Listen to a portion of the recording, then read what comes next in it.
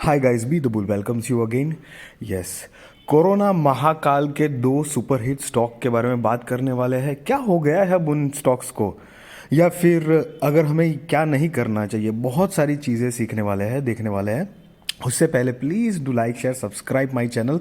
अपने दोस्तों के साथ, फैमिली के साथ शेयर कीजिए ताकि ऐसी इन्फॉर्मेटिव नॉलेजेबल वीडियोस आपके लिए बनती रहे और आपकी फाइनेंशियल जर्नी और भी बेहतरीन हो पाए।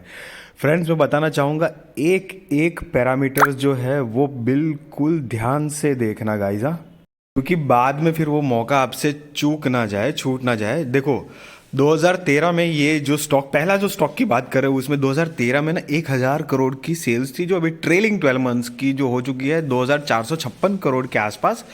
हाँ, वैसे कंपनी का जो सेल्स ग्रोथ है ना वो है डेफिनेटली, पर थोड़ा थोड़ा ना बीच में फ्लक्चुएट हो रहा है। कभी जैसे कि 2016 में 2000 था, फिर वापस कम हो गया।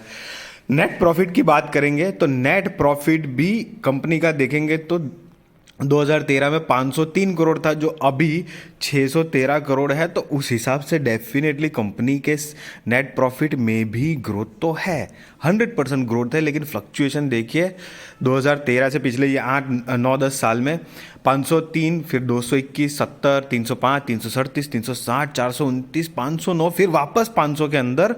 अभी पिछले 2 साल से मतलब 22, और ये ट्रेलिंग 12 मंथ्स का 613 613 कंसिस्टेंसी दिखा रही है। हालांकि 500 वाली जो रेंज बाउंड थी वो कंपनी ने क्रॉस कर दी है।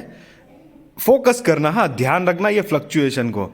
टोटल रिजर्व्स एंड सरप्लस की बात करेंगे तो वो भी पिछले 5 साल पहले 2637 करोड़ के आसपास था, जो अभी बढ़कर हो चुका है 2818 करोड़।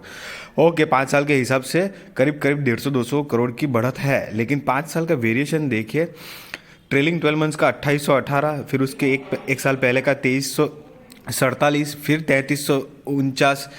फ्लक्चुएशन देखिए आप, कम ज़्यादा हो रहा है। उसी तरह से टोटल असेट में भी हम देखेंगे ना, तो देखिए 5 साल पहले करीब 3690 करोड़ के आसपास था, फिर 3939 हो गया, फिर 4400 हो गया, मतलब बढ़ा, लेकिन फिर वापस डाउन हो गया, 3265 करोड़ हो गया, और ट्रेलिंग 12 मंथ्स का 3900 करोड़ हो गया। तो यहाँ पे भी कम ज़्यादा फ्लक्चुएशन है। अब कंपनी के पास, कंपनी ने मैंने दूसरे पैरामीटर्स जो देखे हुए हैं, कंपनी ने बोरोइंग्स भी ऐसी कुछ ली नहीं है। कंपनी के पास बोरोइंग मतलब लॉन्ग टर्म बोरोइंग भी जीरो है, और शॉर्ट टर्म बोरोइंग भी ट्रेलिंग 12 मंथ्स की देखेंगे तो नहीं के बराबर है। कंपनी के जो हमने पीएनएल अगर ये देखे, हमने कंपनी की बैलेंस शीट देखी, तो रिजर्व्स भी 5 साल के हिसाब से तो ग्रोइंग मोड में ही है। रिजर्व्स भी, टोटल असेट भी, सेल्स भी, नेट प्रॉफिट भी।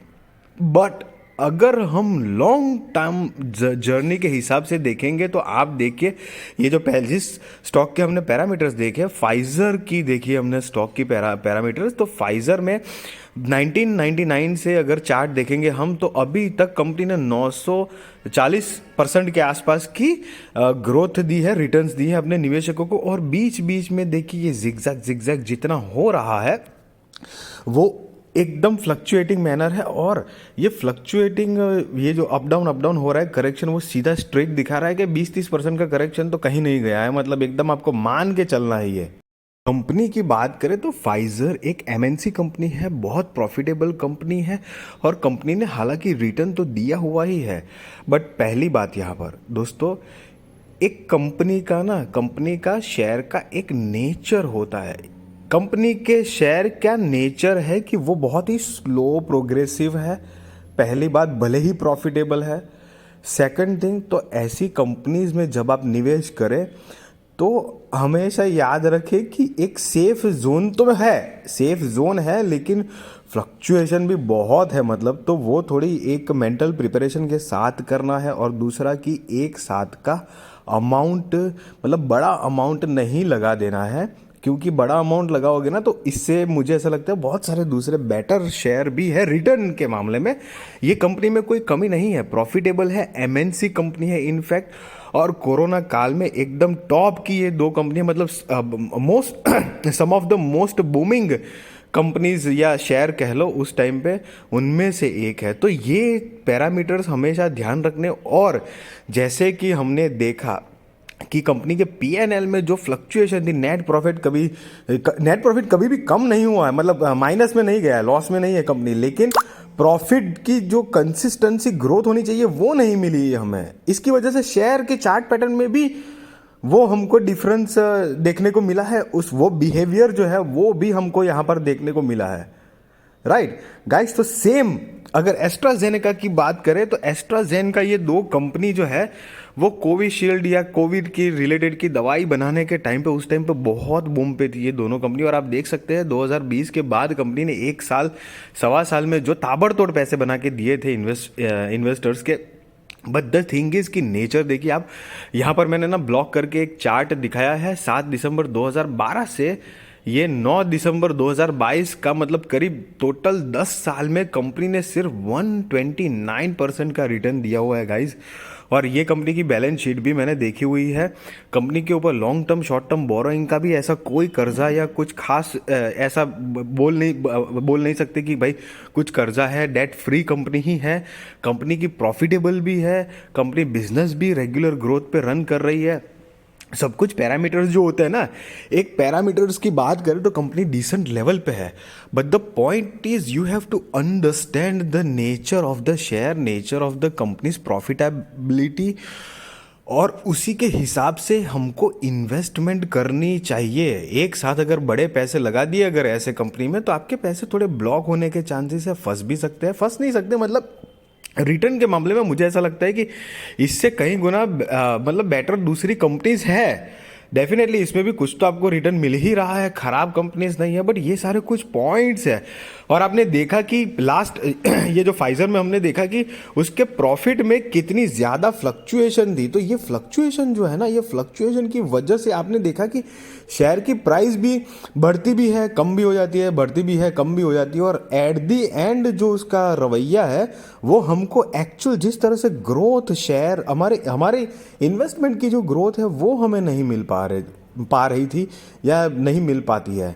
तो उस चक्कर में भी एक वो पॉइंट फोकस करने वाली बात है। जब भी आप देखें कि इस तरह की कुछ पीएनएल देखें कि कंपनी का जो प्रॉफिटेबल नेट प्रॉफिट का जो ग्रोथ है ना, वो कंसिस्टेंसी के साथ ग्रोइंग जोन में होना चाहिए। चलो 1-2 साल ऐसे अप डाउन हो सकता है, ज़रूरी नहीं है कि हर कोई कंपनी ना ऐसे 100 से 200 से 300 से 400 ऐसे लगातार बढ़ती ही रहे, ऐसा नहीं। लेकिन एक लिमिट से ज़्यादा अगर नेट प्रॉफिट में फ्लक्चुएशन है ना, जैसे हमने फाइजर में देखा, तो डेफिनेटली गाइज थोड़ा सा रुकना चाहिए। और इन्वेस्टमेंट जो है वो इन्वेस्टमेंट के लिए तो मैं आपको यही बोलूँगा कि कंपनी का नेचर, शेयर का नेचर भी आपको देखना चाहिए कि स्लो प्रोग्रेसिव है, बहुत स्लो प्रोग्रेसिव है। तो ये कुछ फैक्टर्स थे जो डेफिनेटली इन्वेस्टमेंट की जर्नी के हिसाब से आपको बिल्कुल फोकस करने चाहिए। See guys, I am not giving you any buy और सेल रिकमेंडेशन, या मैं कोई स्ट्रैटेजी नहीं दे रहा हूँ कि हाँ इस तरह से बाय करिए, इस तरह से सेल कर दीजिए करके।